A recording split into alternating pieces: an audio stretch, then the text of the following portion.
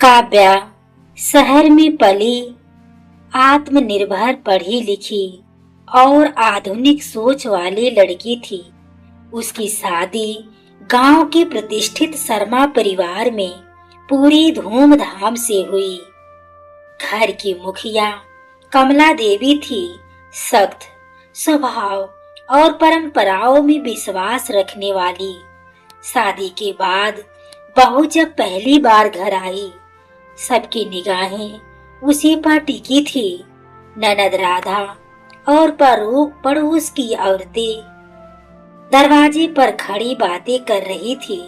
राधा शहर की बहू है, देखना यहाँ कितने दिन निभा पाएगी। काव्या ने सब सुना बिना फिर भी मुस्कुराकर सास के पैर छुए। काव्या, माँ, आपका आशीर्वाद मेरे लिए सबसे बड़ा सहारा है। कमला देवी ने आशीर्वाद दिया, लेकिन मन में संदेह घर आया हुआ था। उन्हें लगता था आधुनिक लड़कियों में संस्कार टिकती नहीं। काव्या ने बिना कहे रसोई संभाली और सबके लिए खाना बनाया। कमला देवी चुपचाप उसके काम करने का तरीका देखती रही। कुछ दिनों बाद काव्या ने नौकरी ज्वाइन कर ली। वह सुबह घर संभालती और समय पर ऑफिस निकल जाती। एक दिन मीटिंग देर से खत्म हुई और घर आने में रात हो गई। दरवाजे पर कमला देवी गुस्से में खड़ी मिली। कमला देवी, ये घर है, होटल नहीं, समय का ध्यान रखना चाहिए। कमला काव्या, माँ, घर मेरी जिम्मेदारी है, नौकरी मेरी पहचान है। ननद राधा ताना मारते हुए हंस पड़ी। राधा, अब तो बहुएं घर से ज्यादा बाहर रहती हैं। काव्या चुप रही और रसोई में जाकर सबके लिए खाना बनाने लगी। पति अमित उसकी खामोशी समझ रहा था। अमित, चाहो तो नौकरी छोड़ दो, माँ खुश रहेंगी। काव्या, संस्कार खुद को मिटाना नहीं, संतुलन सिखाते हैं। अमित कुछ नहीं बोला, पर बातें कमला देवी ने सुन ली। उनके मन में हलचल शुरू हो गई। पड़ोस की महिलाएं रोज नई बातें लेकर आने लगी। कभी कपड़ों पर सवाल, कभी मोबाइल पर ताने। पड़ोसन सीमा, आजकल की बहुएं बस अपने बारे में सोचती हैं।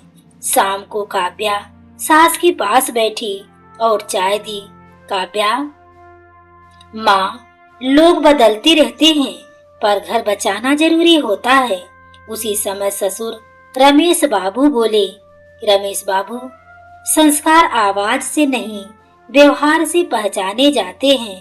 कमला देवी चुप रही, पर उनके भीतर कुछ बदल चुका था।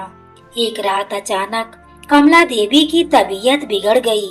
सीने में दर्द उठा और घर में घबराहट फैल गई। अमित बाहर फंसा था। ननद राधा रोने लगी।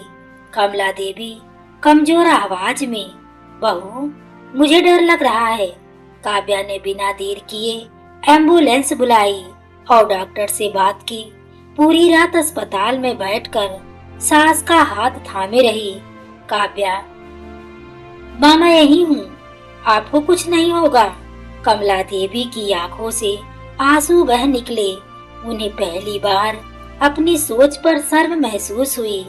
कुछ दिनों बाद कमला देवी पूरी तरह ठीक हो गई। घर में सब लोग इकट्ठा थे। कमला देवी ने सबके सामने काव्या को पास बुलाया।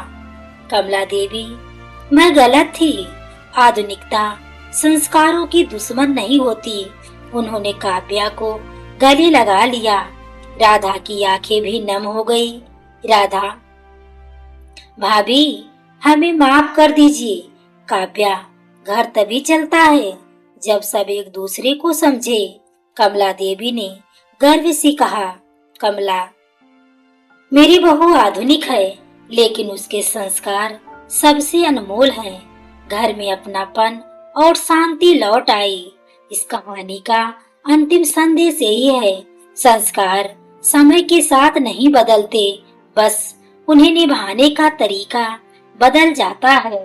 तो दोस्तों, क्या कहानी आपको कैसी लगी? कमेंट में अपनी राय जरूर दें। कहानी अच्छी लगी हो तो वीडियो को लाइक शेयर हाइप करना ना भूलें।